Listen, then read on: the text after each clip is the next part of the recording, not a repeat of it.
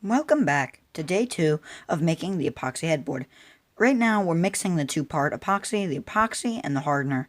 This we're just doing the live edge to keep the bark from bubbling, which we actually tested it. So now we're applying it in time-lapse to the bark, which took some time.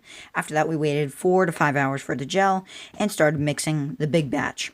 This huge batch was hard to mix and calculate, but eventually we got it and we were ready to mix.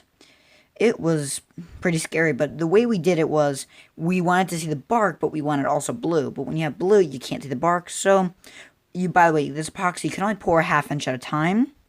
So, it was good because then we poured a ½ inch of epoxy, and then we did 2 more layers where we did it clear. So then you could see the blue and the clear bark. We messed up because we tried to add pigment after because we knew it was too light, and we got it on the bark, but we fixed it, so it messed us up a little bit. By the way, we've never done an epoxy headboard before. Hopefully you guys saw the day 1 video that explains how we milled all the red oak. This is just us waiting about 2-3 hours and then pouring the clear. The clear stuff we were really nervous because we didn't know how the clear was going to come out because I read stuff about it, and this type of epoxy and clear, it doesn't look right because of the bubbles, but we got it really good, so it looks awesome. And then this is another ½ inch, and then we got 1 more for the top. And then now we're just pouring the top and final coat of clear. This I put a little bit too much on. That's why it scared him. This took forever. That's why I speeded up. This is speeded up 2 times. Even it's still slow, but so finally, and then when we was done curing, after to the final curing time, we let it go for 24 hours to finally cure it, and then with the router sled, with the torch, we popped all the bubbles. By the way, this is just right after we poured it. We popped all of the bubbles, and we just got all those bubbles popped because you gotta get them all popped. And for the next 24 hours, we didn't know what to do, so I went unicycling. This is actually a video if you can go check it out on my channel. Then the next morning, so 24 hours later, we started building the router sled. So we just got some 3/4 inch plywood and built up a nice router sled. With the jigsaw, with the table saw, you cut out the straight lines, and then the jigsaw, you cut out this.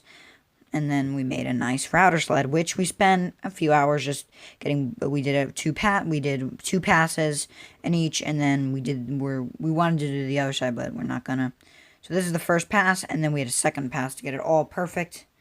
So yeah, and then I also used the router sled. That was fun. So enjoy this, and yeah. By the way, with the router sled, we just made a guide, so then it follows the things. We didn't even take it out of the mold, which is smart because then we can put a guide.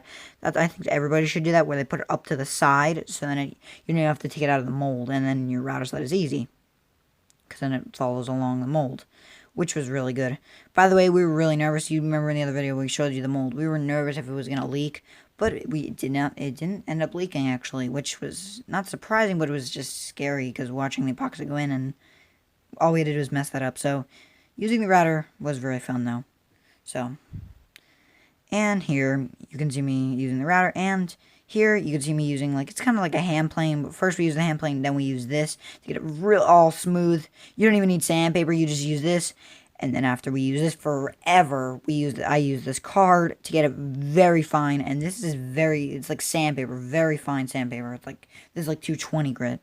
Then we routed the edges because we took it out of the mold, and we routed the edges. So end grain was a little more difficult, but the face grain, or the edge grain, I did that, and that was pretty fun to router out because then it wasn't even in the router sled, so it was just kind of just up against a guide. So that was pretty fun. And then after this, I think we started sanding. By the way, there was chips of epoxy everywhere after we did the router sled on this. There's just chips of epoxy everywhere. So if you're planning on doing this, just get a shop vac. So we sanded this, and then in time-lapse we sanded it. So thanks for watching, and be sure to watch I think we're going to have another day 3, and then we're going to have day 4, because it's not finished, because we got to sand it even more. So be sure to watch.